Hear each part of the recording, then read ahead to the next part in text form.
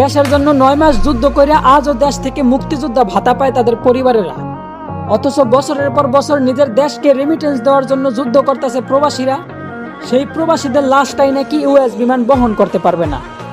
তো বলি তোমাকে বাপের টাকা দিয়া প্রবাসী আইছিলাম রে, তবুও তো মাসের পর মাস সেই প্রবাসীদের কষ্টে কামানো রেমিটেন্স পকেটে নিয়ে চলাফেরা করো। সব প্রবাসীরা মিল্লা যখন তোমাদের ওই ইউএস বিমান বয়কট করে দিমু, তখন দেখবো ঠোঙ্গার মতো খালি বিমান আকাশে ওরা কি করো। বলি জিন্দা প্রবাসীর কষ্টে কামানো রেমিটেন্স দিয়া বিমান তৈরি করিয়া আবার সেই বিমানেই প্রবাসীদের মৃতদেহটাই নিতে অস্বীকার করলা। বিষয়টা এমন হইল না যে সারা রাত নিজের ইজ্জত মানুষের কাছে বিলাইয়া আবার ভোর রাত্রে উজু করে নামাজে দাঁড়াইলা।